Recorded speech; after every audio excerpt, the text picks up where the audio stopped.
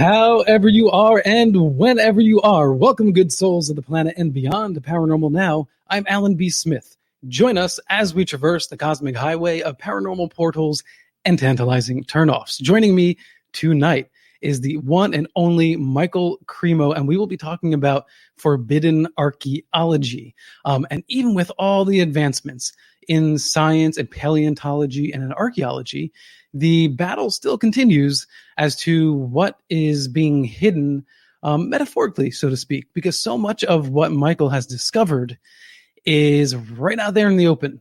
And there are just many that continue to turn a blind eye, but perhaps the page is turning in Michael's favor, and we'll talk more about that in just a moment. Of course, a friendly reminder, in the last 30 minutes, the Paranormal radio app lines will be open, so if you want to call in, that number is 855-472-5483, and that is 855-472-5483. Call in. Bill Skywatcher, our producer, he'll get you on the line. Stand by. Remember, if you have your player playing in the background, to turn that volume down so we don't get a feedback, and we'll get you on the line, and you can ask Michael or myself your questions. Before we get to Michael, I have some really fun news that just dropped today. I was texted by director Jeremy Norrie, and he just shared with me that he has completed a documentary called Aliens versus Bigfoot, of which I was participant in and interviewed for. Not exactly the expression I would put on a Bigfoot, but I think it exemplifies the battle of cryptids and ufology, and the different points of view. Mine being much, much different than what you see in that image. So I want to thank Jeremy Norrie for including me. If you go to imdb.com and just search for Aliens versus Bigfoot, you can check out the new documentary there. There's 2 trailers. So yeah, go check it out. And there's more coming from Jeremy as well in regard to his documentaries. So I will share that as we go. Updates how you can watch the film. Right now, it only released on one platform, which you have to rent. So I'm just holding off before I share any direct links with you, because I do believe that the documentary will be available for free on certain platforms. So stand by. We'll keep you posted. And a friendly reminder, if you're in the Northeast, please check out the UFO Monument Park in Sheffield, Massachusetts, a really beautiful area. And now that we're getting into springtime, thank goodness, the pounds and mounds of snow on the streets of New York are but little molehills. And so we can actually move around with our cars and our feet and our trains much better.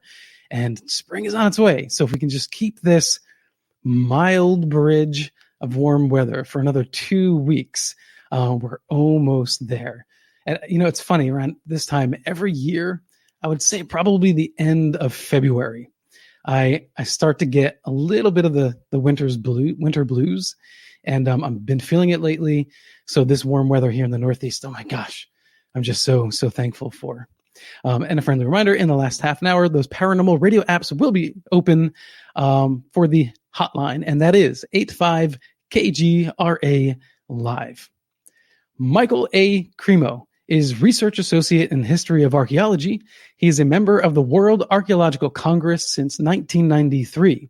His WAC3 paper, Puranic Time and Archaeological Record, was published in the Routledge One World Archaeology series, volume Time and Archaeology, 1999, edited by Tim Murray. He is also a member of the European Association of Archaeologists.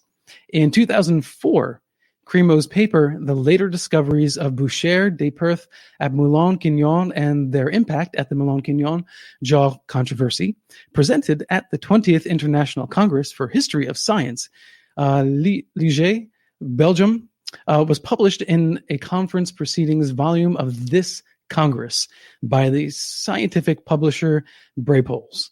Cremo is the principal author of the book Forbidden Archaeology, a comprehensive historical survey of archaeological anomalies. In a review with British Journal for History of Science, Tim Murray said the book provides the historian of archaeology with a useful compendium of case studies, in the history of sociology of scientific knowledge, which can be used to foster debate within archaeology about how to describe the epistemology of one's discipline. Cremo is particularly interested in examining the history of archaeology from the standpoint of alternative worldviews, particularly worldviews with foundations in ancient Indian thought. Michael Cremo, welcome to Paranormal Now. Good to be here. Good to have you on here. Very exciting. Myself and so many other people out there are fans of your work, and you are, one of the, bigwigs, as it were, in alternative archaeology, and you've really helped move that discussion along. How did you get involved in alternative archaeology in the first place? Well, that has a little bit to do with the way I was raised. My father was an intelligence officer in the Air Force, and that meant a couple things for me as I was growing up. One thing is that we were traveling around a lot in the United States and other countries, and I got exposed to a lot of different worldviews. And what I found really interesting about them was that they had accounts of human populations existing on this earth at far greater times in the past than modern science allows. Most modern scientists today think humans like us came into existence less than 300,000 years ago. But these ancient wisdom texts, including those from the Vedic culture of India, tell of human populations existing millions and millions of years ago. Mm-hmm. So I had to wonder, are these accounts mythology, or is there perhaps some factual basis for them? So that's what got me looking into archaeology, the science of human origins. And if you look in the current textbooks of archaeology, you don't see any evidence for extreme human antiquity. You only see the discoveries that support the now dominant theories. But I decided, okay, let me look beyond the textbooks. Let me start digging into the original scientific reports published by archaeologists and geologists and paleontologists. And when I did that, I started finding many of them were reporting discoveries of human bones, human artifacts, human footprints going back tens of millions, even hundreds of millions of years in some cases. So it was something completely different than I ever heard from any of my teachers in high school or university. Mm-hmm. So I had to kind of wonder, well, what's going on here? Why is this information in the original scientific reports and it's not in the textbooks today? And I've concluded it's because of a process of knowledge filtration that operates in the world of science. The millions of years ago footprints, that's probably one of the most controversial aspects, I think, of your work, because, it's one thing to say human civilization existed 2, 3, 4, 5, 6 million years ago, because we know the paleontological record is evolving or expanding. But to say 10 plus million years ago, that's a really big leap. How did you get there? Well, I was prepared to accept it as a possibility. Somehow, I don't know if you can hear the background noise, but I live in Los Angeles, and there's a street nearby called Venice Boulevard, and it just sounded like a motorcycle troop was going by. So I'm sorry if there was some background noise that's there. All right. My wife and I had visited Venice briefly years ago, and the one thing I remember were these amazing bear claw almond croissants at a local bakery. And it was the night of the election when Bush was against Kerry. So it was quite some time ago. But it was a really pretty part of town. At the time, I don't think I would have stayed and lived there, but I heard that it has really moved up. Is it a better community, a safer community now? I'm not actually in the Venice neighborhood. Venice Boulevard does go from the beaches all the way to the center of LA. So I'm kind of somewhere in between that. I'm not in the more bohemian Venice community, you could say. You're not hanging out at Muscle Beach, right? No, not at the moment.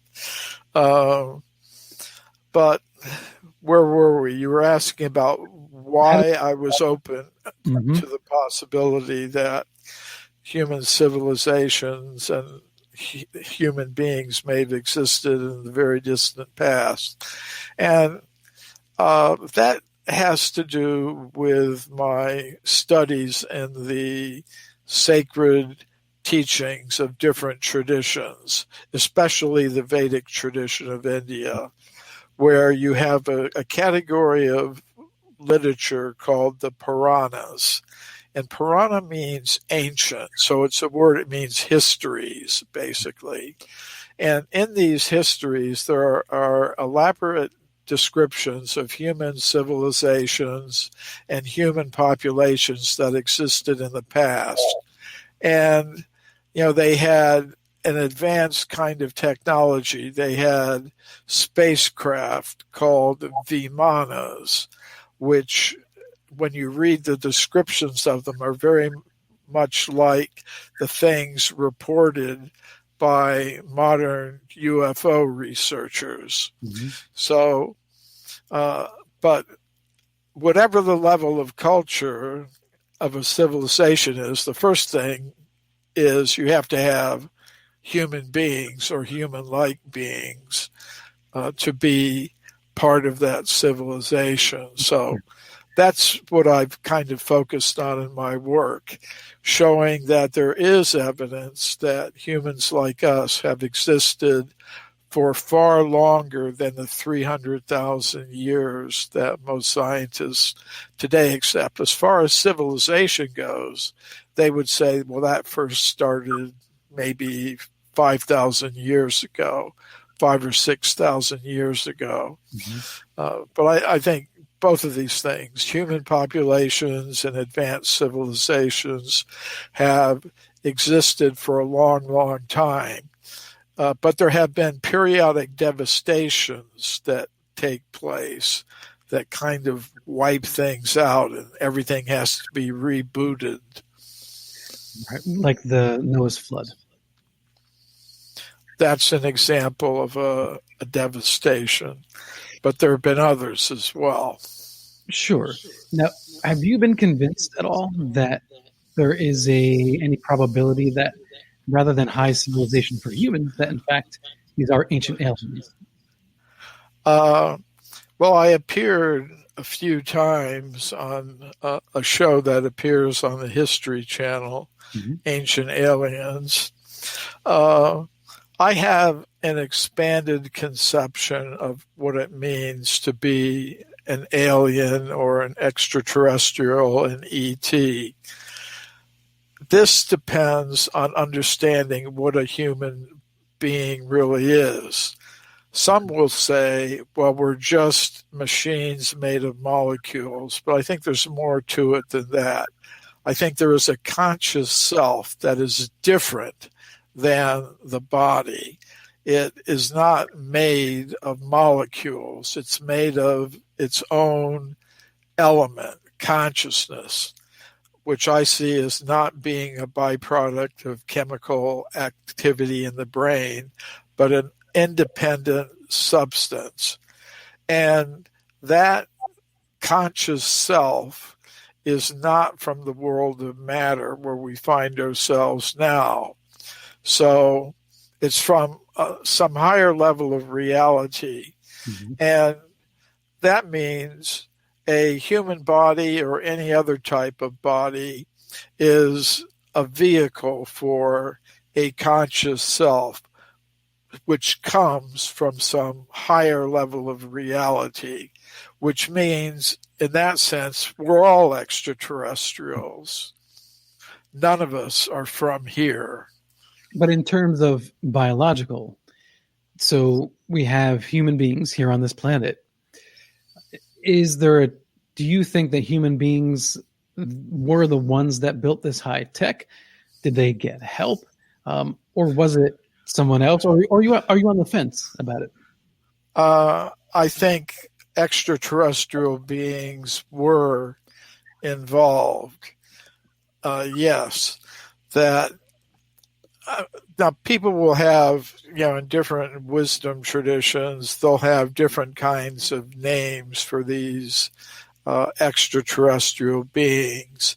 They may call them angels, they may call them demigods, they may call them whatever. Mm-hmm. But if you look at the descriptions, they come from somewhere else within the universe, and they interact with human populations. So if you look at these different ancient wisdom traditions, for example, in the Vedic literature, you'll find accounts of personalities existing on this earth who have terrestrial mothers, celestial fathers. In other words, fathers from somewhere else, ETs. Mm-hmm. So there are hybrid beings on this planet.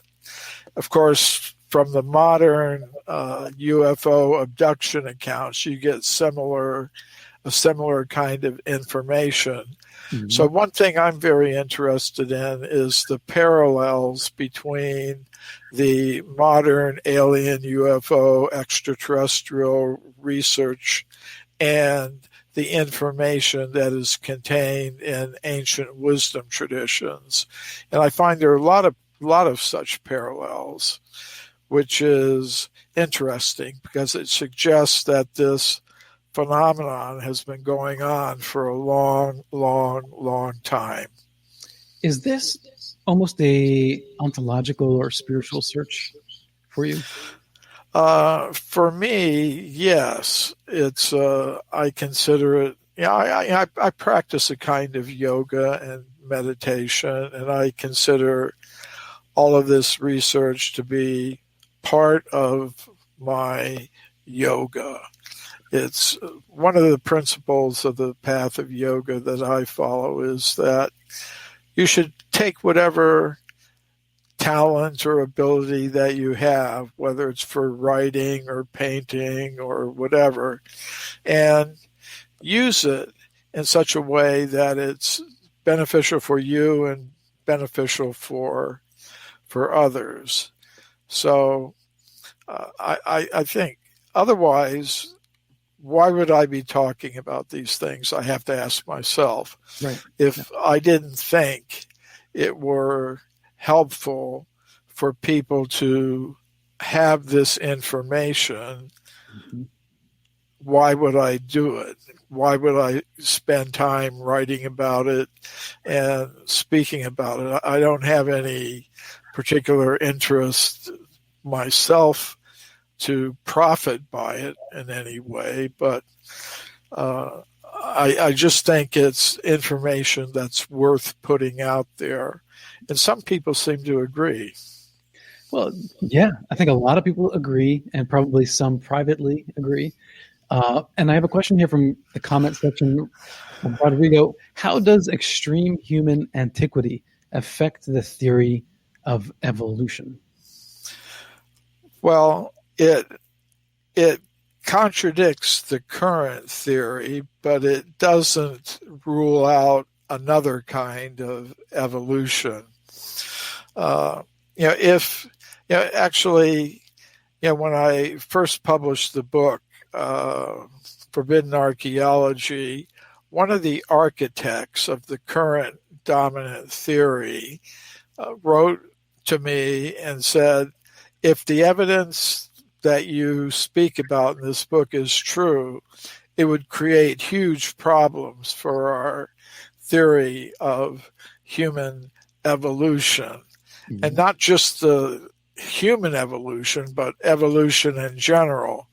And I think that's true. If you have evidence that humans have always been present on this planet, which I think we do have, that definitely contradicts the theory of evolution as it's understood at the present moment.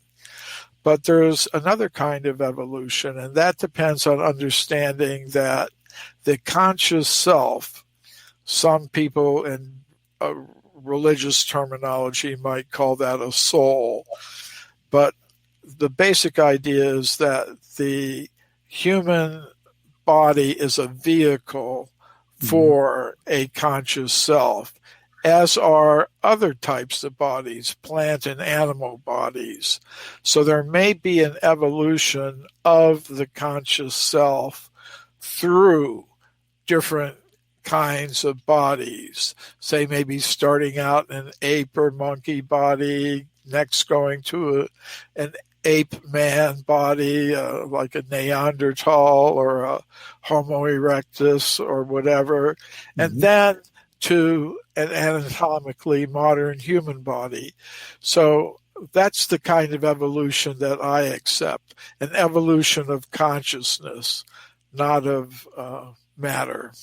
Sure. So if the human body is a vehicle for a consciousness, if the human body is also a vehicle for a virus, right? Is consciousness a vehicle for something else, even further out there? That's a really interesting question. But you know, I mean, here's something that could possibly happen.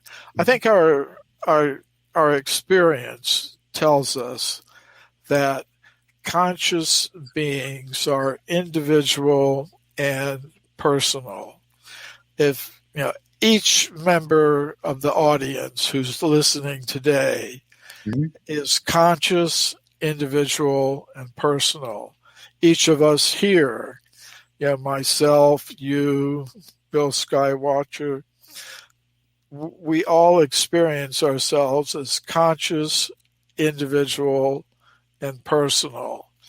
So that's why we have different ideas. That's why we have questions and answers, dialogue, because we're individuals. We're not just conscious, we're individual and personal. Now, it may happen, however, that, and this takes you into the paranormal research area. Sure. There's a literature on possession where another conscious self may decide to take over the body that my conscious self is occupying. So that's then we get into the question of who are you? Somehow there's a little distortion there. Could you repeat the question? That gets into the question then, who are you, right? That is the big question. Now, most people tend to identify with whatever material body they happen to be occupying in this lifetime. But the conscious self survives the death of the body. There's something to be said for the idea of reincarnation or transmigration of the conscious self from one to another. So it is an interesting question. You could imagine an actor who is playing different roles in different films. In one film, he or she is playing this character, really gets into it. The next film, another character. The next film, another character. Sometimes actors have to go into psychiatric treatment, to find it, because they lose track of who they really are, apart from the roles that they play in the different movies. So you're talking about a very important question.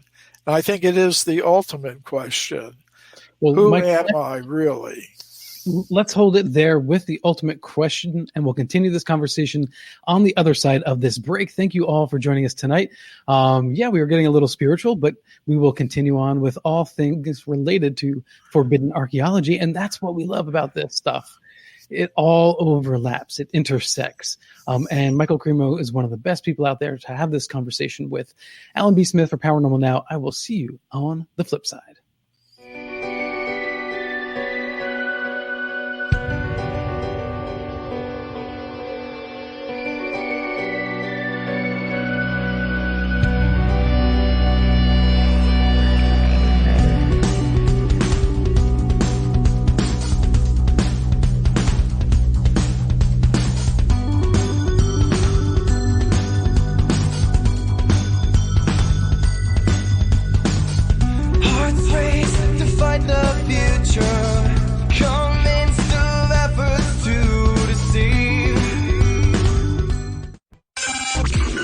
Mainstream media's most wanted.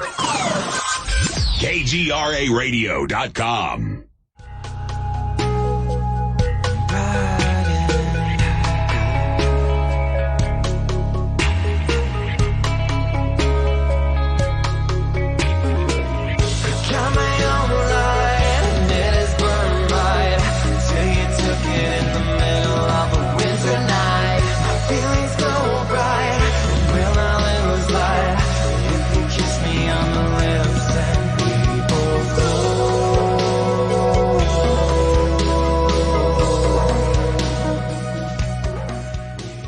Welcome back to Paranormal Now. This is Alan B. Smith with Michael Cremo tonight, and taking us out of the break is music by another Michael Hill from Septembrio. That's Septembrio spelled with a Y.com. Beautiful music, great musician, and really good person. So please check out Septembrio.com and download their music from wherever you listen on iTunes or Android or wherever. And in the last 30 minutes, reminder again, to call in the Paranormal Radio app line. It's 855-472-5483 because, yes, we want to hear from you.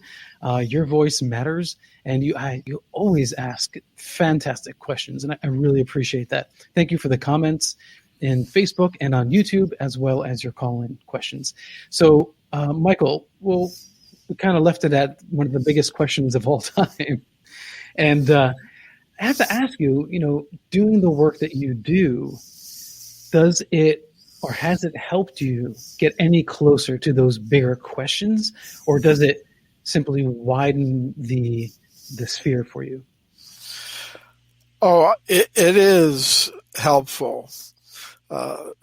It's, as I said, I regard this research into extreme human antiquity and related phenomena as part of my practice of yoga and meditation.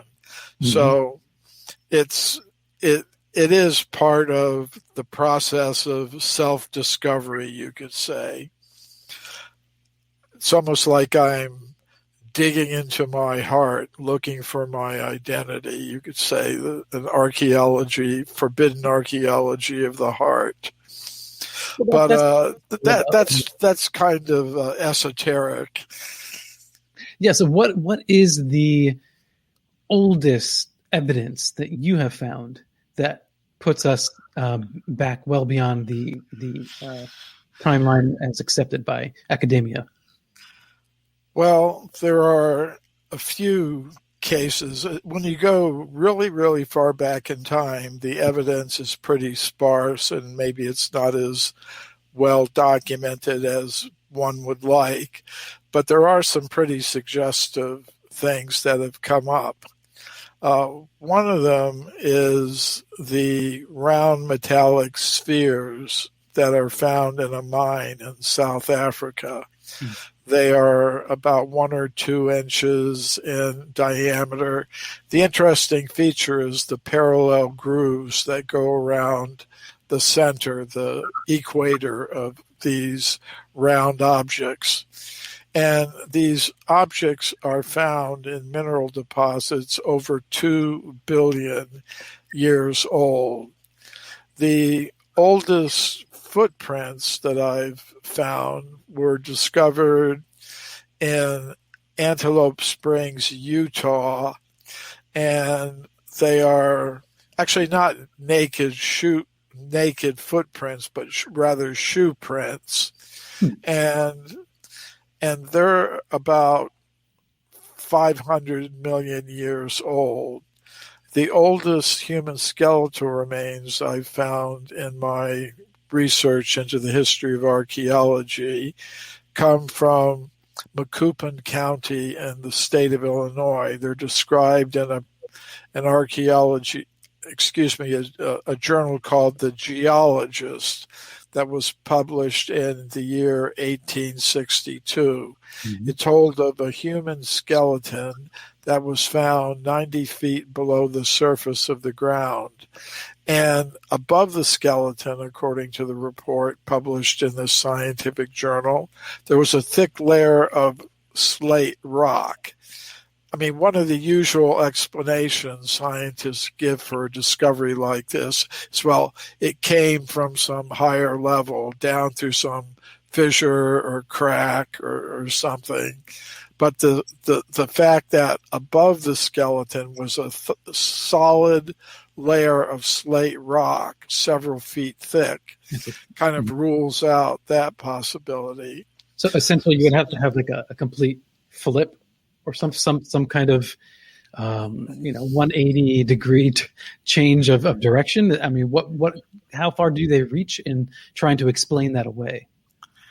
Well, sometimes they go pretty far, but usually they don't give any evidence for what they're proposing.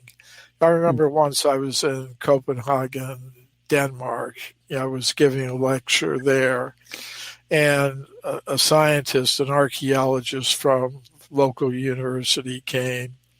And during the question time, he was saying, don't you realize that this discovery that you're talking about, it could have been a mistake. There could have been a fissure or a crack through which the object came down. There could have been earth movements. I told him, it could be that you are a holographic projection from Mars.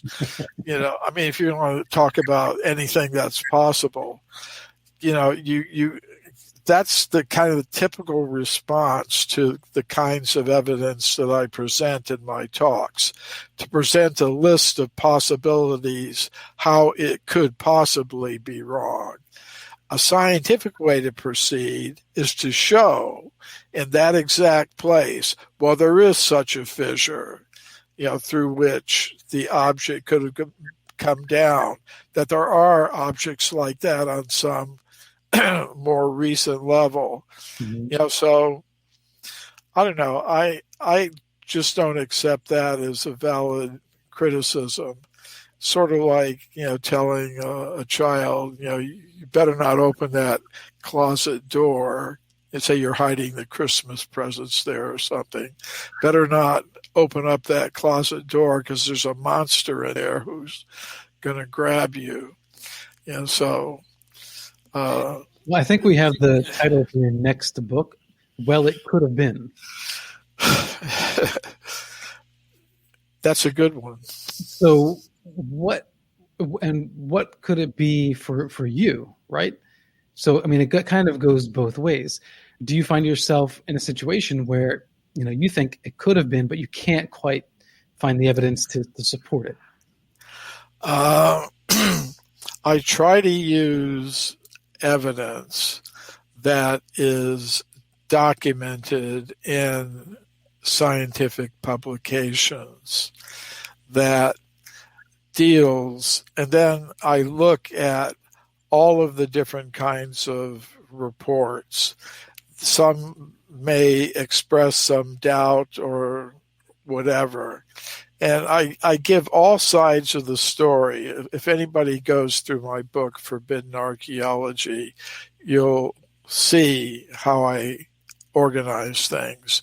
I give the pros, the cons, let people make up their own minds about it.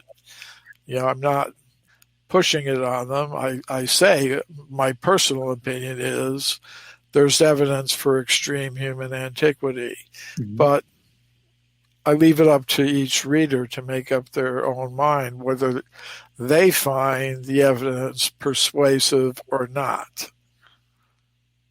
These spheres that are 2 billion years old, found in mineral deposits. Now, knowing the timeline of our universe, our galaxy alone, is it possible that those spheres had nothing to do with humans? Because it does seem quite the reach that we would be around 2, plus billion years ago. Could it be a deposit or something left behind by another species, or is the indication that we left and came back? Well, I'm happy that people think about how they would explain it. I have my personal ideas about it, but different people have proposed different ideas. Some people have proposed perhaps they were left by time travelers who went from the future to the past. Some have proposed extraterrestrial sources for these objects. Some have proposed, well, maybe there was some previous evolution of humans on this planet. And I'm really happy that people do that they think for themselves what makes sense to me. I'll be honest and just say, well, my explanation is humans like us were around for far longer than modern science now thinks possible. For me, it's like, say scientists send a space station into orbit around the Earth. They don't just hope that the chemicals in the air system of the space station will somehow combine together and produce astronauts to run the scientific instruments that are up there. No, they make a space station to put astronauts up there when they send it up. So it's I kind of think that our Earth, our solar system, our universe, they're not a cosmic accident. They have a purpose, and that purpose is the development of consciousness. And the way to develop consciousness is in the human form of life. So I think that opportunity has been here since the beginning. This idea that we're just an accident of cosmic evolutionary processes is something that I personally don't accept. Now, I respect the right of others to disagree with me and have their own convictions or alternatives. That's fine. But if somebody asked me personally, that's how I would interpret it. But as I said, I'm very happy that others are trying to account for this in other ways. Are you excited about Mars' perseverance and ingenuity, what might be found up there? They claim to be searching for evidence of life. That's a step in the right direction. However, I understand that there are NASA directives that they cannot search for human-like life. All right. So that's more what I'm interested in, and probably many other people are interested in. But at least they're looking for signs of life emerging from chemicals on Mars. So wouldn't that be exciting nonetheless? It is exciting. I think every planet is inhabited. I think Mars is inhabited now, but it may be that the creatures there are operating on a more subtle dimension with more subtle energies that enable them to remain unperceived if they wish to be. If they wish to be, does that mean they're non-physical or something in between? Physical, but subtly physical. I have to ask you, because you're a man of evidence, what's the evidence for that? What have you seen to indicate that for you? Well, first of all, we have to look at ourselves, and we'll see that we have three basic components: a gross physical body, a subtle material mind, and a non-physical conscious self. For example, we say all the time, oh, my mind is feeling satisfied today. My mind is feeling dissatisfied. So the I, that's the conscious self. The mind is the subtle material covering of the self, and it's linked to the gross physical body. Sort of like computer user is the conscious self. The computer software that enables a user to interact with the hardware is like the subtle mind element. And, the computer hardware, that's like the gross physical body.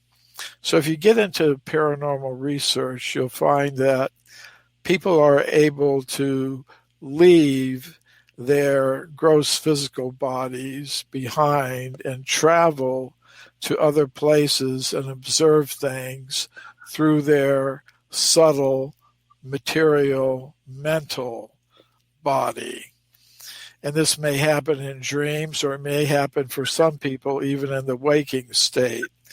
So it may be that the entities which live on Mars are of a type that don't have gross physical bodies, but have subtle material bodies, kind of compared to our mental covering, Sure.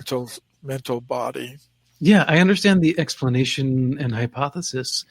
What is on Mars that you've seen that has indicated to you that they are there? There have been, I'm going to say that I'm not, principally a Mars researcher, and I'm answering your questions more or less as a layperson. It hasn't been the main focus of any research that I've done on it. But I've seen from Richard Hoagland and other people, other researchers, evidence for some kind of human-like civilization on Mars, whether it's the pyramids of Sidonia or the face on Mars, and what to speak of reports from modern UFO and alien researchers about different kinds of entities coming from different parts of the cosmos in our solar system, including Mars, or from even other galaxies. Yeah, it would seem that even if they weren't native to Mars, perhaps it's an outpost, right? Because that would make sense if you're studying us. Now, one thing I'll say about archaeology, even professional archaeologists in their conferences are talking about these things. as you mentioned in introducing me, I'm a member of the World Archaeological Congress, which is one of the world's largest international organizations of archaeologists. And they hold a big conference every 4 years, and I've been to almost all of them.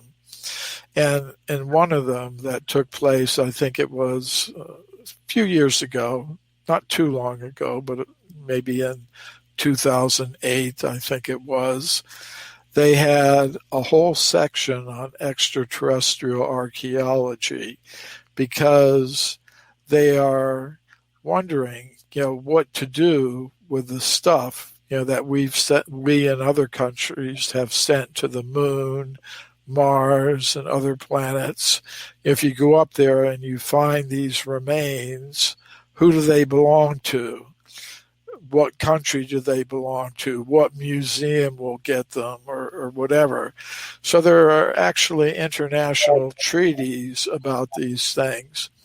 And what I found pretty amazing was that they're talking not only about stuff that we've sent out there, but they're talking about what if we find things that we didn't send out there, like a satellite from some other planetary system, in Earth orbit, or something on Mars that we didn't send there. What are we going to do with that? So I think it's interesting that even professional archaeologists are talking about these things behind the scenes in their professional conferences. Astrobiology, astroarchaeology are terms that are being used in mainstream science, and it seems to be something that's going to be taken more seriously. Now, if Elon Musk were to say to you, hey, Michael, the first landing party on Mars, I want a couple of people who think outside the box. Would you want to come and land? Would you, Michael, do it? If Elon Musk calls me up and offers me that, I would go. Wow. And what about family objections? That's not an issue. Probably there might be some health issues. I might have, some, I'm 72 years old at the present moment. So maybe, I don't know exactly how long they're saying it would go to. I think, what is it, about a year and a half or? Well, initially it's going to be a settlement, and I don't know. I'm pretty sure the first landing crew party is not coming back. So that would be a one-way ticket. So we could change it to a two-way ticket. Then maybe you would say yes, right? Oh no, not necessarily true. Okay. So I have a question from the comments section, and I know we're still a little off topic here, but this is from Bonnie Rogers. Do you think the moon is hollow and that there is life on the moon? I think there's life on the moon. Whether it's hollow or not, I don't know. But I think there definitely is some kind of life associated with the moon planet. And as I was mentioning in the connection with Mars, it may be that these life forms can deal with subtle energies in such a way that their forms are made of types of energies that we might not be able to perceive in our ordinary sense perception. And so that really opens up Pandora's box, right? And how does one even go about searching for that? We're still trying to figure out what happened here on Earth and what our history is here. I have another question from an anonymous, and it is it possible, considering your wealth of research, what do you consider your most significant find? It's a good question. And in one sense, the most significant thing for me is there are hundreds of cases of archaeological evidence for extreme human antiquity. And just to single out one of them as being the most important isn't for me the way to proceed. But if somebody asks me, one of my favorite cases is the California gold mine discoveries. Gold was discovered in California in the 19th century. Miners from around the world went there. They were digging tunnels into the sides of mountains like Table Mountain near the town of Sonora and the Sierra Nevada mountains. And deep inside their tunnels, the miners were finding human bones and human artifacts. And these were collected by Dr. J.D. Whitney, who was the chief government geologist of California. And he published a massive report about them. It was published by Harvard University in the year 1880. Now, what makes these discoveries so interesting to me is that they're found in layers of rock that modern geologists consider to be about 50 million years old. So it's a very well documented case. It's all the process of how it was filtered out by the supporters of the theory of human evolution is also very well documented. There was a contemporary of Dr. Whitney, Dr. William Holmes, who was a physical anthropologist working at the Smithsonian Institution in Washington. And he said if Dr. Whitney had understood the theory of human evolution, he wouldn't have published that report. In other words, he should have known it really wasn't possible that humans like us were existing so long ago, 50 million or more years ago. So some of the artifacts from the California gold mines are still in the collection of the Museum of Anthropology at the University of California at Berkeley. And I've been in there, I've seen them, I've photographed them. They're not shown to the public. They're kept in a storage building several miles from the museum, but they are still there. And so I find that that's a really interesting case for me. How did you get access to them? Well, it was like a whole process. Like I'm a member of the World Archaeological Congress, and as I said, they have a big conference every 4 years. So one of the conferences was coming up. So I made a proposal to present a paper about the California gold mine discoveries at this conference. It was accepted by the academic committee of the conference. So they sent me a letter, saying that this is approved for presentation at this meeting of professional archaeologists. So I was able to go to the museum officials and show them, okay, I've been approved to present a paper on this topic at a meeting of the World Archaeological Congress. So it's bona fide research.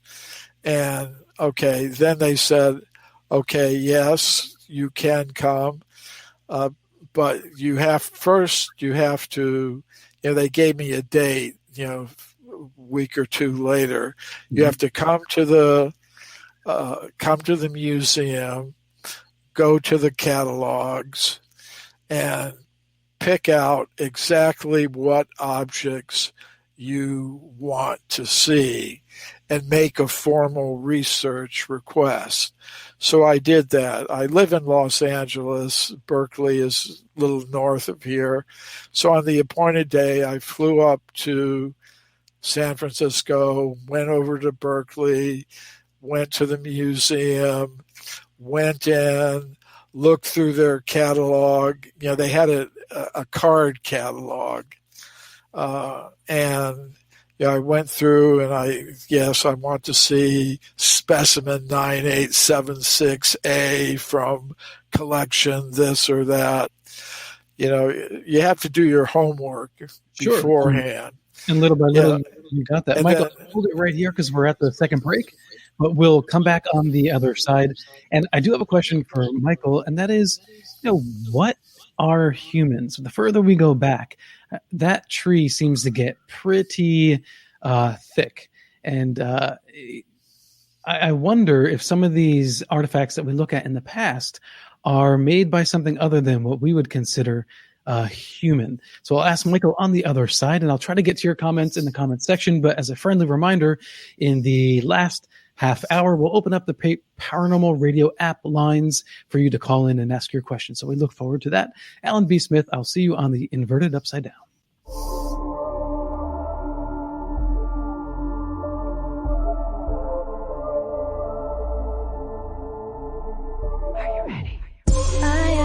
Ocean and you are the sky.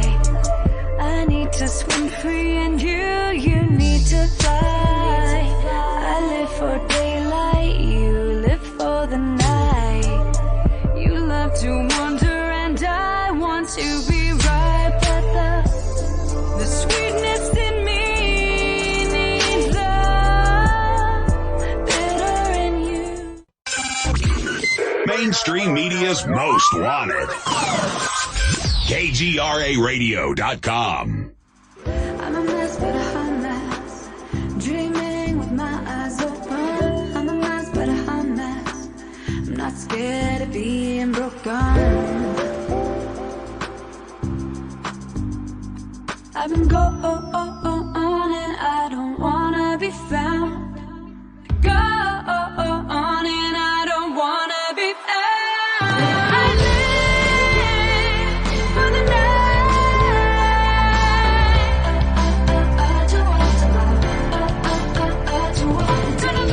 And we definitely live for the night here on Paranormal Now. Thank you all for joining me every Sunday, 8 to 10 p.m. Eastern Standard Time on KGRA Live.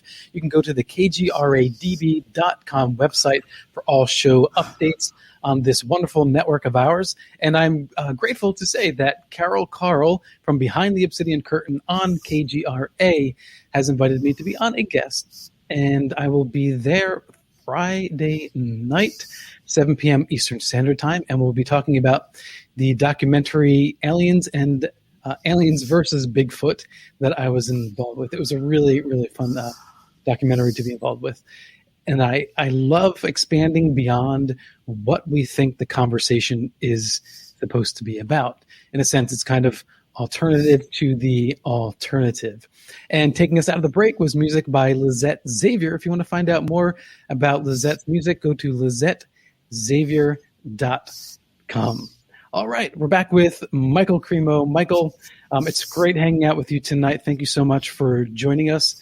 I appreciate your input and your perspectives because, we don't have to have one point of view on this subject, correct?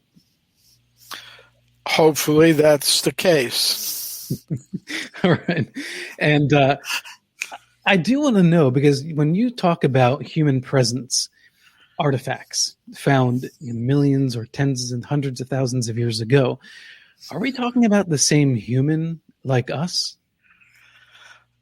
In terms of modern science, they attribute certain types of artifacts to anatomically modern humans. Mm-hmm.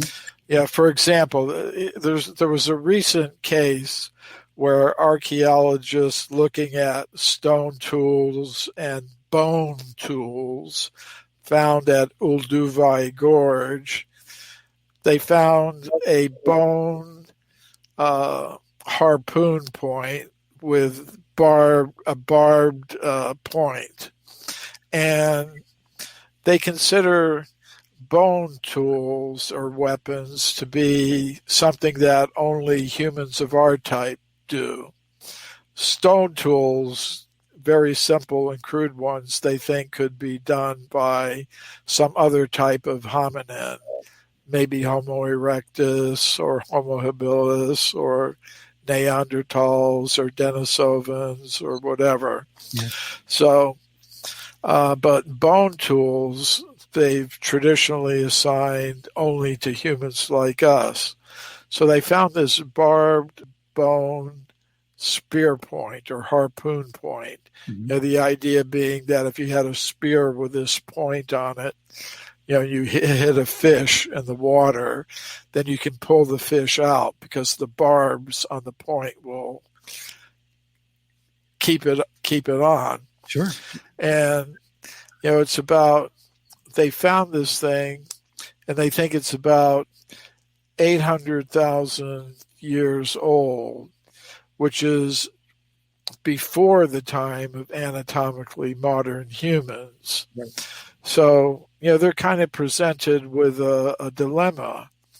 Usually, the way they react to these things is to say, well, maybe Homo erectus was more advanced than we thought. They were actually making barbed harpoon points from bone, like we used to think only modern humans did.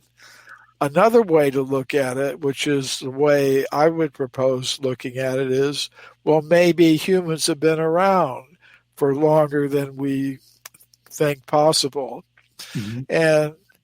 And in the years since Forbidden Archaeology was originally published, things have gone in that direction. When I first brought the book out, scientists, that was in 1993, they thought humans like us have been around for 100,000 years. Mm-hmm. And by the 2000s, they thought, okay, maybe we've been around for 200,000 years. And now, 10 years later, they're thinking 300,000 years. So it seems that every 10 years or so, they're pushing a human presence back by about 100,000 years. And you were mentioning before the break, you were kind of previewing the question that, okay, you've got so many types of hominins that were existing. Maybe it was one of them that made things, or maybe it was humans like us. How do we tell? That again is something that Forbidden Archaeology was talking about long ago. The idea that humans like us may have coexisted with other types of hominins, ape men, like Australopithecus, Homo habilis, Neanderthals.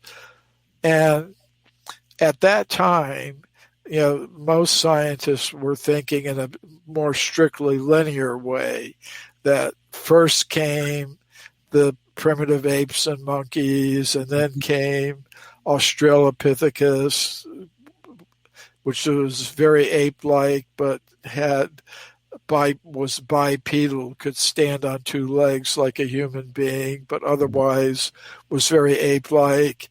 And then there came Homo erectus, and then the Neanderthals, and then anatomically modern humans, just in a straight line. Now they've come, in Forbidden Archaeology, we were talking about coexistence.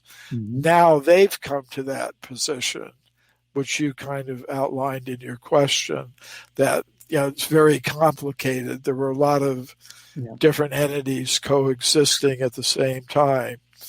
And I would throw your Sasquatch into the mix too. So I was going to ask you about that. What is your take on Sasquatch? Well, the ancient Sanskrit writings of India say there are 400,000 human-like species scattered throughout the cosmos. And these would include creatures which are described as vanaras, forest dwellers, which have ape-like bodies, but human-like intelligence. ability to speak languages and things like that. So I don't think this idea of Sasquatch or Bigfoot or Yeti or Almas have different names in different cultures. It's not a new idea. It's an idea that's there in different ancient wisdom traditions. And I think they did exist. According to the ancient Sanskrit writings, they had paranormal powers in addition to human-like intelligence, but they had ape-like bodies, and they were coexisting with humans like us. So I think that's been the case for a long, long time, that today we're coexisting on this planet with different species of apes and monkeys and gorillas, orangutans, and Bigfoot, Sasquatch, Yeti, and the same is true in the past. Humans like us were coexisting. It's described in the ancient literatures that these ape-man-like creatures, these Vanaras, had a very simple material culture. In other words, they were using stones and stone tools and weapons and things like that. So, yes, it's possible that some of the very crude stone tools and weapons were made and used by humanoid but not anatomically modern human types of beings. Is this source material, whether it's text from India or the Middle East or Native American Indians? Native American, yeah, all this resource, would be called mythology. So how do you look at that and decide what seems legitimate and what seems like pure fabricated storytelling? Well, here's what I do. I turn it into a hypothesis. I don't expect archaeologists to accept a statement from some ancient book as evidence. But what I can do, and I have done, is make a hypothesis. If what these ancient wisdom traditions are saying is true about, say, human antiquity, then we should expect to find reports of archaeologists and other scientists finding such evidence. And my methodology has been to, let's look at all those reports and see what they say. Not what's just in the textbooks today, but go back into the archives and look at all the reports. And what we find is there are such reports. So that's how I deal with it in terms of my outreach to people who may not be interested in what ancient wisdom traditions have to say at the present moment. But maybe if they're confronted with evidence that's consistent with what some ancient book says, they might think, well, maybe there's some value to it after all. Maybe it isn't just some mythic invention. We have a question in the comment section on Facebook, and I think they want to know, what is your take on Gobekli Tepe? That's a very interesting place in the country of what's now Turkey. And the really interesting thing about it is that the discoveries consist of stone columns that have elaborate carvings of animals and different geometric designs and things of a type that is indicative of some level of civilization and culture.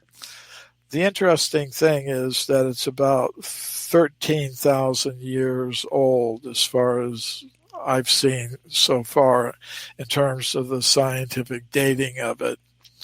And, that's interesting because if you have some signs of civilization like that, arrangements of these stone columns with elaborate carvings of animals and humans on them, it's very interesting because normally they would say civilization began about 5,000 or 6,000 years ago.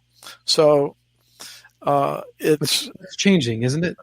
It's a step in the right direction. I regard it as a small step in the right direction. I think the evidence for human civilization could be taken even further back in time, but I regard it as a progressive development in modern archaeology. My wife and I were watching a movie recently about the Sutton Hoo discovery in England. And at the time, that was breakthrough, right? It's still considered one of the biggest archaeological finds of all time. And what it did was it pushed back our understanding of, if nothing else, Western history and the civilizations there in Europe. So can we expect another Sutton Hoo, another Gobekli Tepe that's even further back in time? Absolutely. I've been to the British Museum in London, and I've seen the Sutton Hoo mask, the golden mask and other objects that were found in this burial of some Saxon, I guess, king. And what's really interesting about Sutton Hoo is there's a paranormal element to it. The discovery was made on the estate of an English family, and the lady of the house basically had some dream in which she saw the figure of this ancient Saxon king, and she kind of determined there were a number of mounds on the property of this estate, and she kind of determined, it must be this mound, and she got an amateur archaeologist to come and start conducting a dig, and eventually it was the remains of the Saxon king were found, and then they brought in some professional archaeologists to deal with it. But I like the psychic archaeology aspect of it, and that's a whole other topic that I've gotten into, this whole topic of psychic archaeology. Well, that was my next question. So if people have visions that lead them to something like this, does Michael Cremo have intuition or visions? Do you have dreams that inform your work and what direction to go in? I would say intuition does play a part. And when I first started this research, I had an assistant who was working with me, and I said, I was looking at the history of archaeology as it's known today, or at the time I started the research, and I noticed that Darwin wrote his book about the origin of species in 1859, and people started talking about human evolution, humans evolving from apes and monkeys. And I thought, okay, that means they're going to be looking for evidence of an intermediate between the apes and monkeys and the modern humans. So nothing like that was discovered until 1894. So it was about 30 or 40 years. I thought that's a pretty big gap. What's going on here? So I just had this intuition. I told my research assistant, go to the library at UCLA. We were living in Los Angeles, still am. So he went there, and I told him to get some textbooks of anthropology from the 1860s, 1870s, 1890s.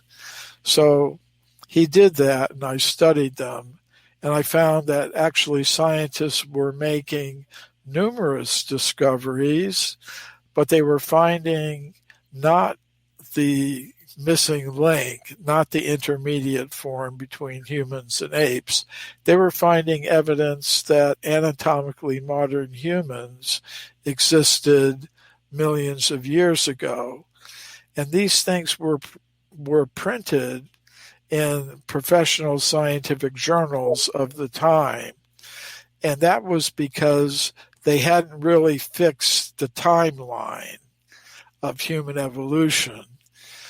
Now, in 1894, when Eugene Dubois discovered the Java Man fossils at a place called Trinil in Indonesia, he found an ape-like skull and a human-like femur or thigh bone. He kind of put the two together and said, this is the Java ape man.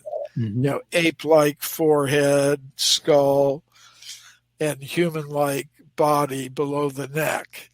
So that became accepted. It turned out it was about 800,000 years old.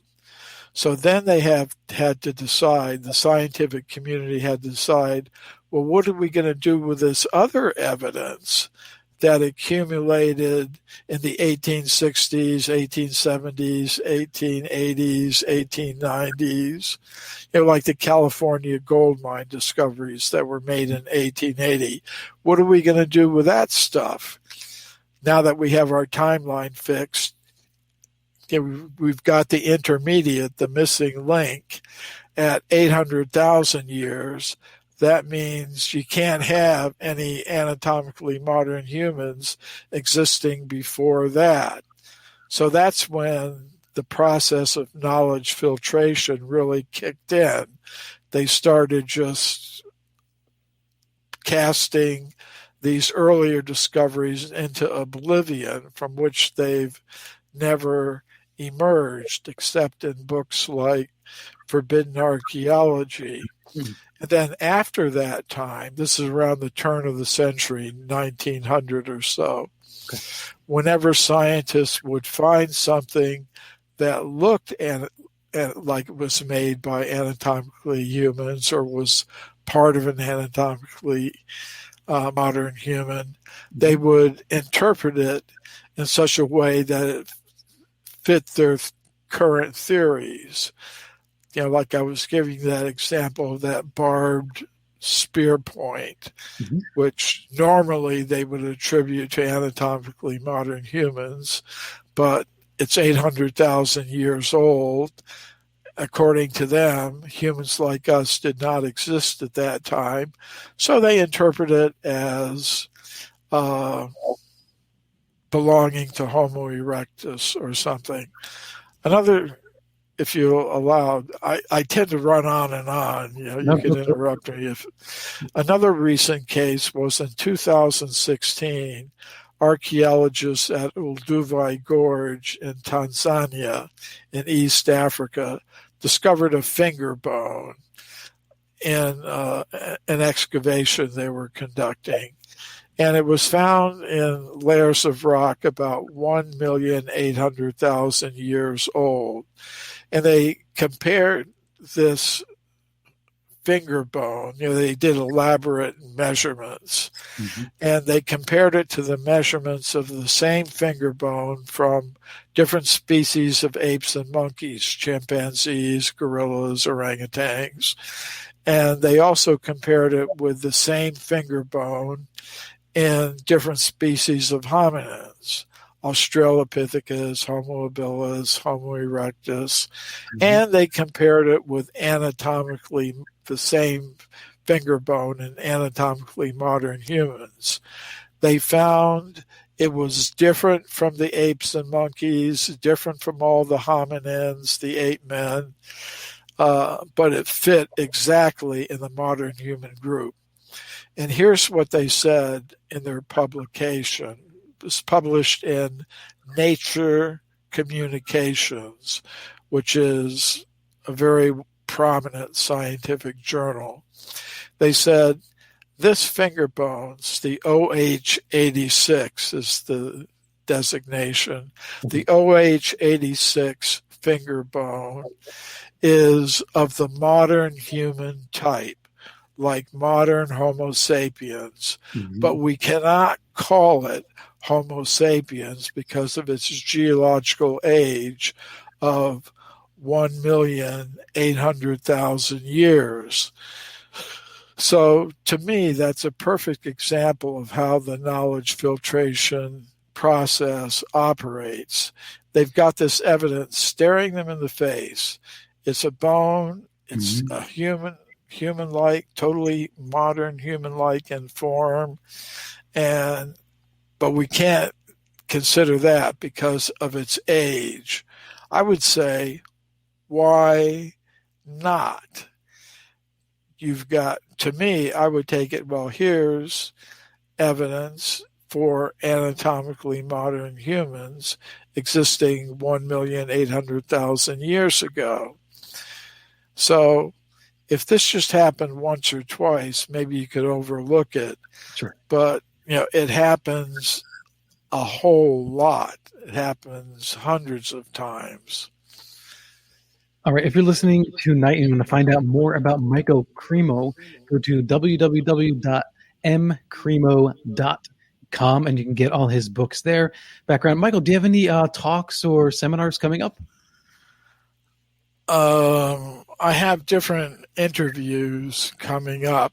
If people want to know about them, they can look at that mcremo.com website, look at the schedule link, and they'll see which interviews are coming up. Because of COVID, everything's online now. I'm really looking forward to the day that I'll be able to speak in front of an audience of live people. So that would be, I'm really looking forward to that happening. Yes, sometime soon. Us live people are hoping to attend such occasions with the likes of yourself and those who are fellow enthusiasts of all this. But my God, I do miss it's funny, we call it human contact, and really you're in a room with a bunch of strangers, and there's just something inherent in that experience that is deeply satisfying as a human. And I would suppose that that's part of the archaeological research, right? Because when you, like Homo florenziensis, when you're looking for evidence of that, they're going through these layers of caves and you're looking for community, essentially, right? Fire and bone fragments of animals that were hunted. So that communal aspect of us humans, rather than being like a lone panther, wandering through the woods, that serves future generations to find our past and find out who we were. You mentioned earlier, and I just want to go back to this quickly, that some people theorize that perhaps we had time travelers in the past come back in time, and that explains these spheres from 2 point whatever billion years ago. And I thought that if that were true, perhaps it was sort of a cosmic joke. I could just imagine some teenagers jumping in a time machine, dropping off these balls and saying, okay, now let's see what happens when we get back and see if we can throw them for a loop. Yeah. Are there things out there that even for someone like you really throw you for a loop? Let's see. I think there are, but I have to find some way to express how that's true. Mm-hmm. You're a really good interviewer. You asked a question nobody's ever asked me before. Because usually I've heard the question, 100 times before, and I have my answers. That is something I'm going to have to think about. Like, has anything really thrown me? That is an excellent question. Well, related to that work, at least from the mythological point of view, I mean, you seem to be a spiritual person, and like Buddha, right? Searching for the I. What is the I? Who is the I? When you're searching spiritually, what is most challenging for you in that regard? What have you had to try to work through to kind of overcome and be the better Michael that you want to be? Controlling the mind is very important. That's why I engage each day in about 2 hours of meditation.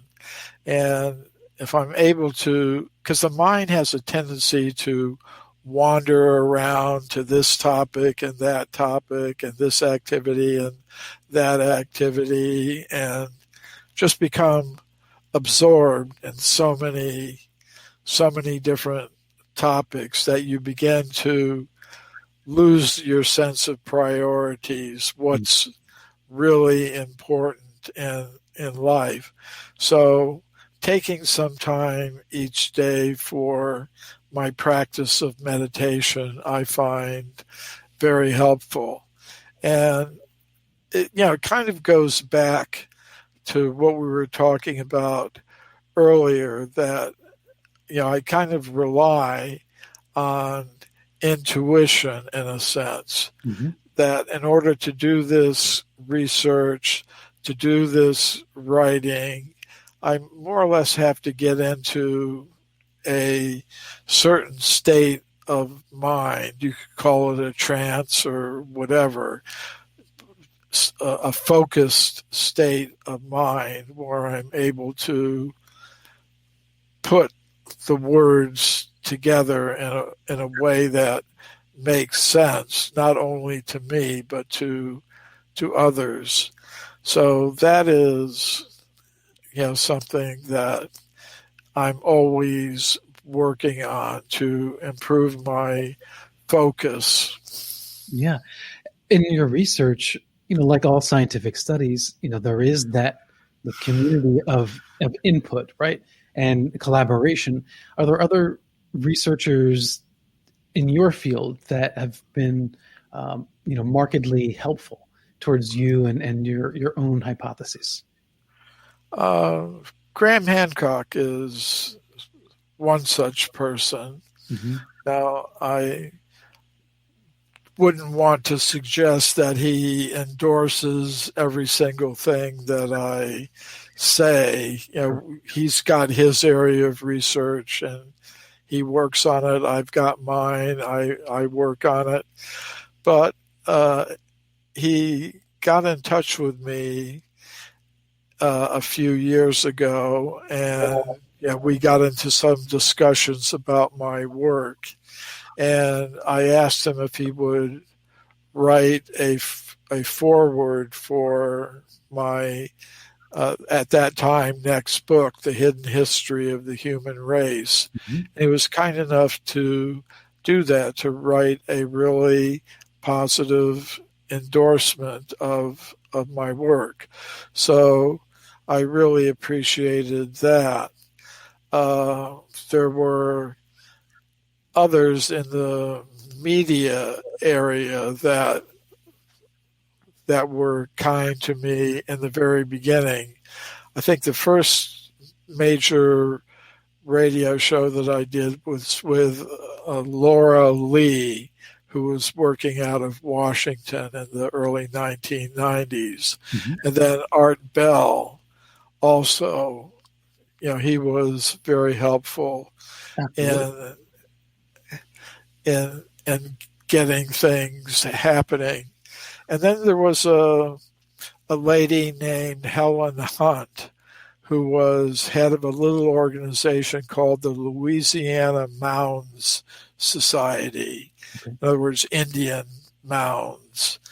And, she was a wonderful Southern lady. She called me up on the phone once and said, Michael, I really love your book, Forbidden Archaeology. And, she said, you should get in touch with this television producer I know in New York named Bill Cote. And he's making a documentary. And I think your book would be very interesting to him. So I did that. I got in touch with Bill Cote and sent him Forbidden Archaeology, and he was fascinated by the book. And he came out and interviewed me and my co-author, Richard Thompson, for a documentary called The Mysterious Origins of Man, which aired on NBC.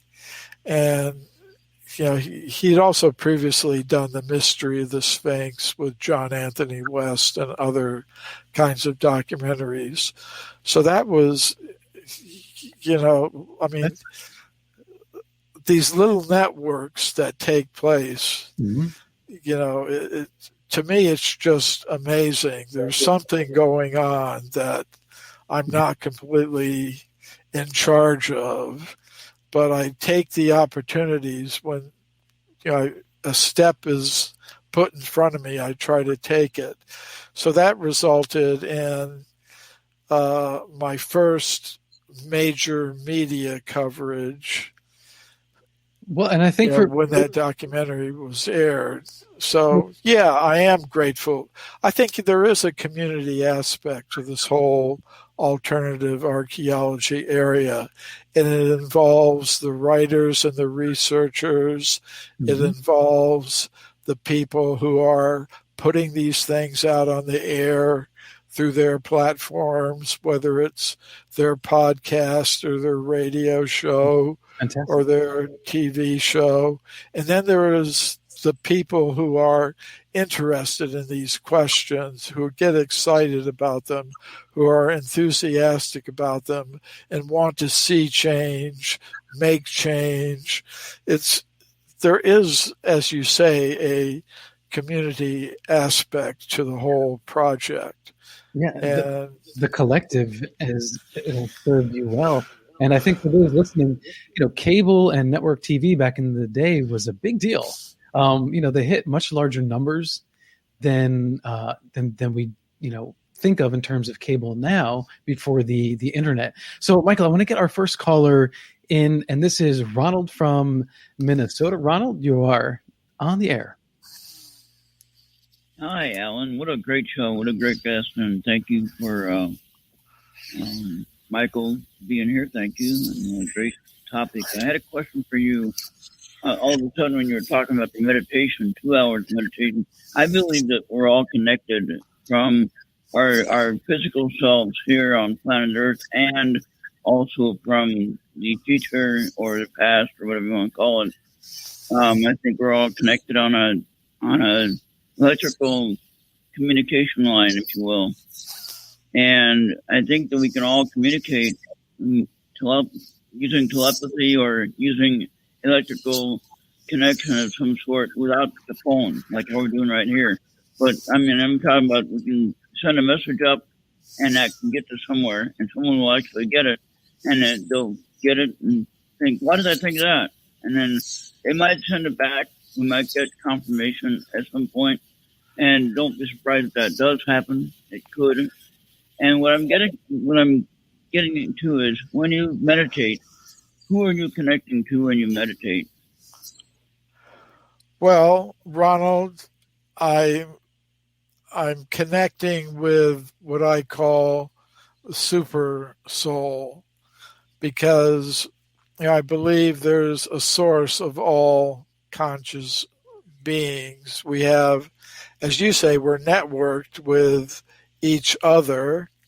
And I think, you have a really good insight there. You say it's sort of like the phones.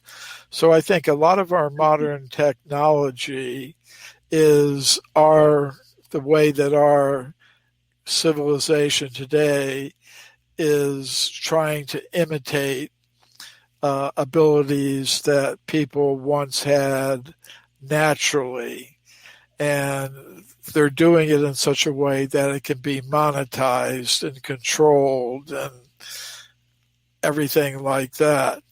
But I think you have a very important insight there. Well, thank you very much. Again, very, very great show. Thank you, Ellen, for having a great guest, and thank you, Bill, for the phone call, and have a great night. All right. Thank you so much, Ron. Have a good night. Appreciate it. So I also have a question for you. When you're looking back, are we looking back in time through the wrong lens? Meaning when we're looking for evidence in the far past, are we looking at it through a modern perspective, and are we overlooking something? That's always possible.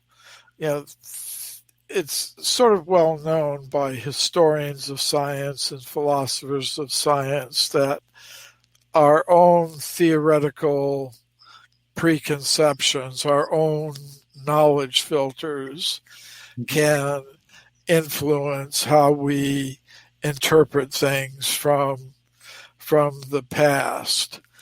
I would just say, in regard to that, you have to then look at what are the consequences of doing that. So I would say, looking at myself, that what I'm proposing, the lens that I'm looking at the past through, is dedicated to the principle that we are all beings of pure consciousness originally, which means we're all related to each other. We're not, we shouldn't be, we are, but we shouldn't be dividing ourselves into different competing groups based on what I would consider to be superficial features such as race and nationality and gender and this, that, and the other. That is, beings of pure consciousness, we're all related, and we should be, and we could be, satisfying our material needs in the most simple, natural, efficient, and fair and equitable way possible. And that's the lens that I'm looking through. That's what I'm looking for. So everyone will have to consider what are the consequences of the lens they're looking through. No, go ahead, Michael. No, I tend to talk too much. Not at all. We're very interested. Waiting here with bated breath for your next word. So I will ask this, building on what you just said. Does uncovering our past, learning more about who we once were or what we accomplished or how long we've been around for, does that help us move forward as a species? I think it does. It's actually quite a good question.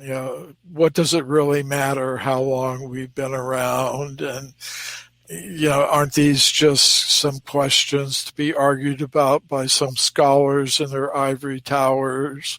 How does it affect it? I think it does affect us because of the question of identity.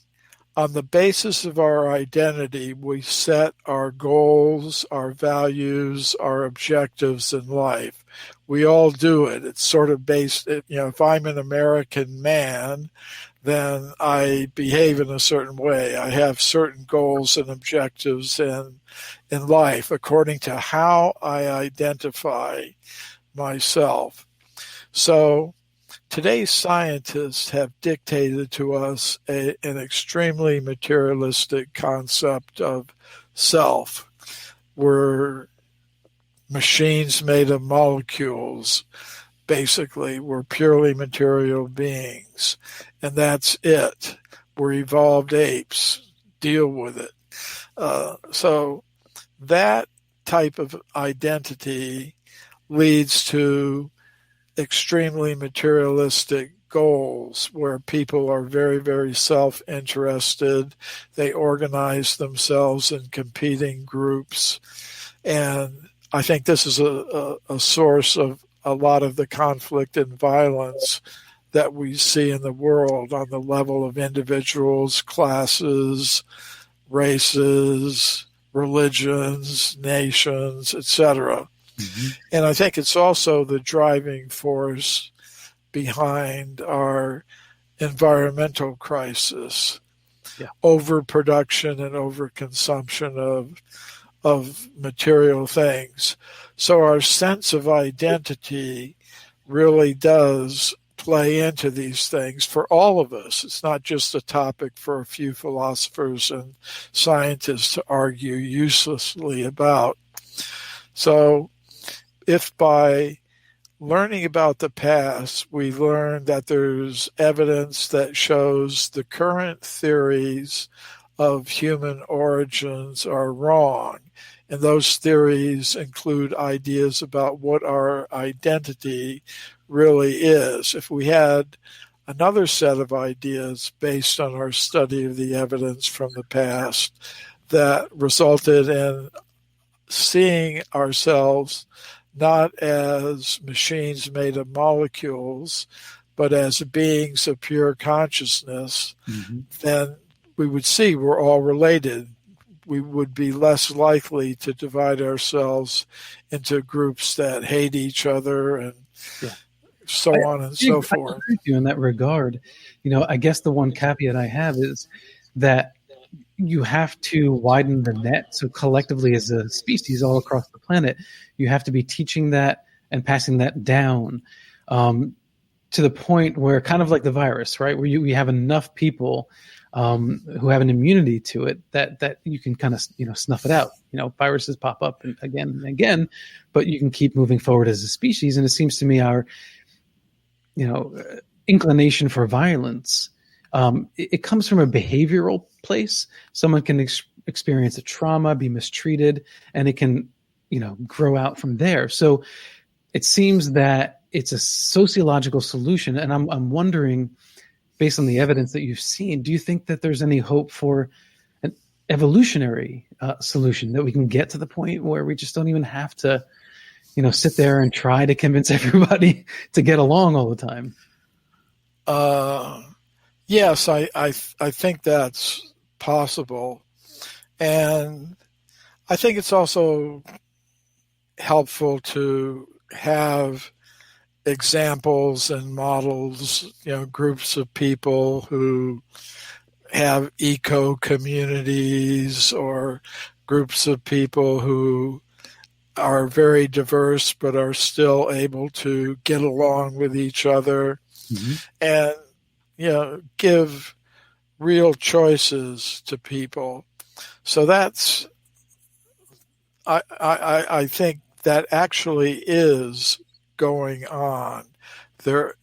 Now maybe they're very much in the minority at the present moment, but I believe there are such groups of people and individuals who are kind of moving in that direction. But practical examples you need demonstration communities, things like that.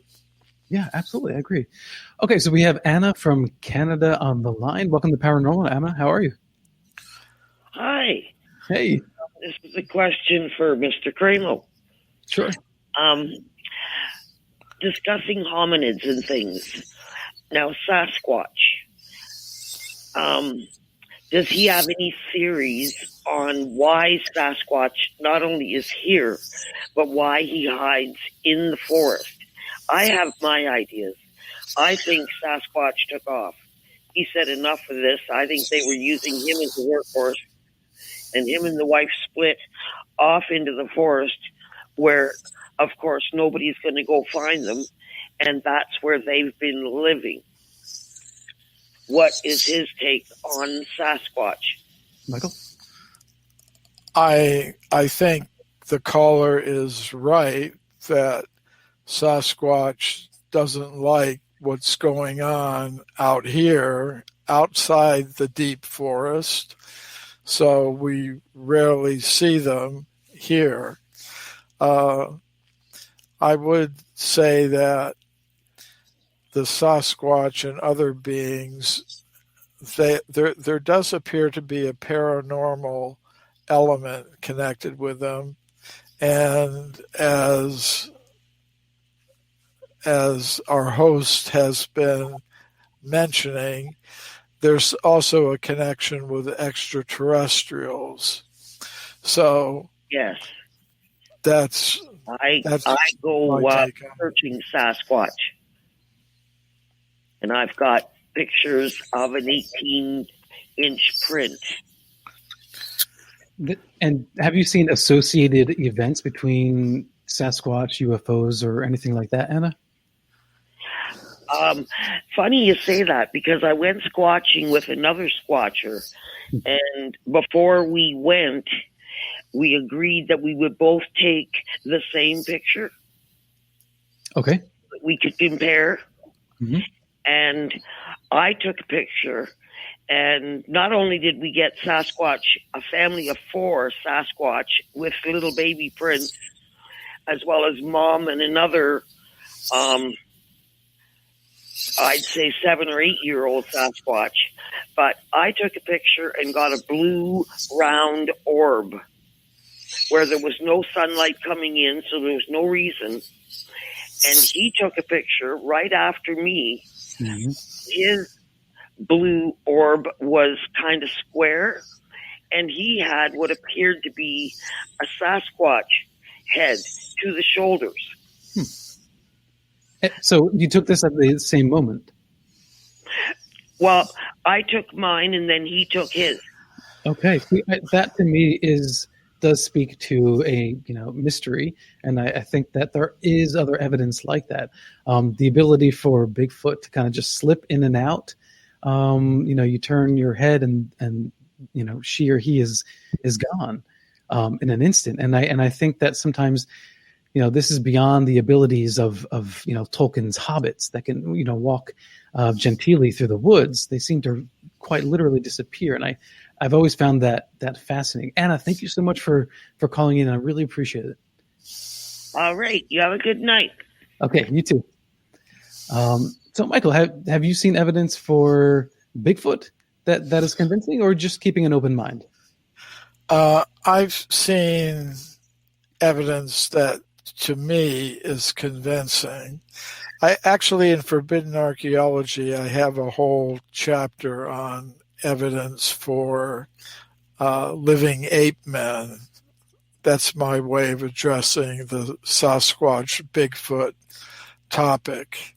So I kind of went through the literature about it, and I kind of took what I regard as the best scientifically reported evidence for these creatures. Well, everyone should go out there and check out Michael's books. There's so many great ones: Forbidden Archaeology's Impact, Forbidden Archaeology, The Forbidden Archaeologist, and The Hidden History of Human Race. Michael, thank you so much for coming on tonight. I really appreciate it. It was a fascinating conversation.